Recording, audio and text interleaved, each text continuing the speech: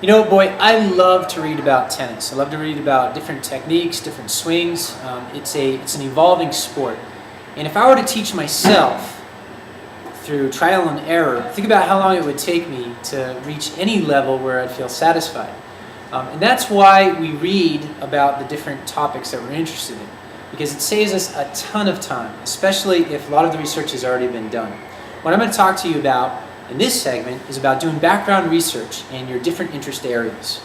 So remember, you have your 5 interest areas. You chose 4 questions for each interest area.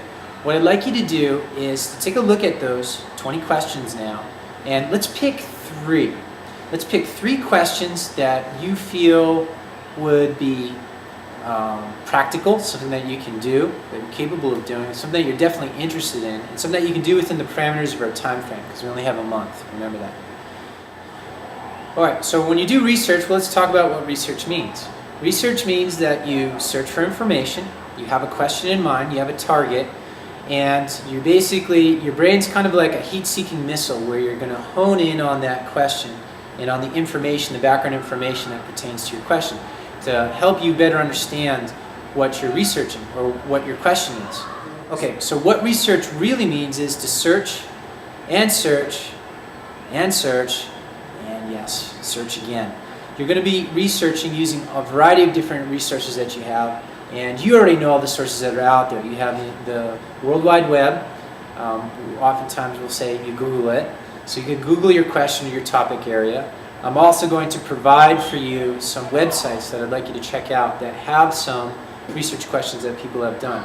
And keep in mind, your research question it's a dynamic question. It's going to change. It should change.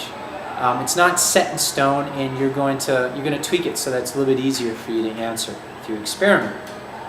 So when you're doing your research, we have the library here at CDS. We also have something called EBSCO. I don't know if you realize that EBSCO is a $2 million resource that you have at your fingertips. And you can get the passcode and username from your librarian. I'll provide it for you. And it is a database of, gosh, thousands and thousands of universities, publications, and just different resources that you all have through this database called EBSCO. So definitely take use of that. Besides the internet, you have magazines, books, people. I had a couple of fellow colleagues on asking them questions. You guys can ask them questions, and that's a resource for background information.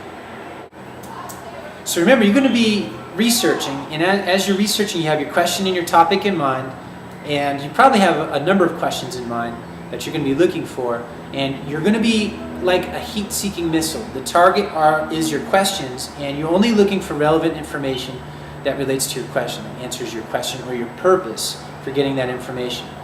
Think about it, you're like a detective. You're a detective on the hunt for clues and for information that's going to help answer this question that hopefully you're very interested in, that you chose. And if you're not, you better choose another question. So as a detective, you need to come up with a good system for organizing the information that you're finding. Because what you're going to be doing is you're going to be creating a database over these 3 questions, possibly 3 interest areas. And my suggestions are from using note cards to keeping some of the information in a notebook to definitely you want to write down the sources that you're using. If you're on the internet, you want to take down the website and also write down the date that you're getting this information from. One thing that you can use is your computer. Absolutely. One thing that I've used as a database is something like PowerPoint program.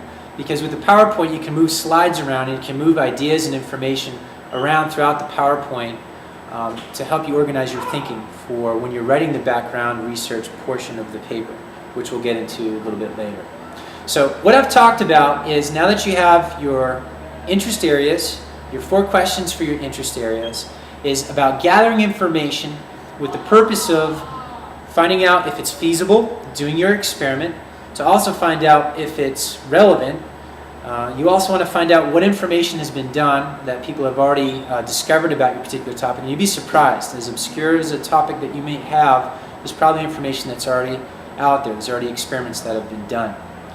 And then the final reason is to help you really narrow down your question for the next phase, which I'm going to talk about, is experimental design.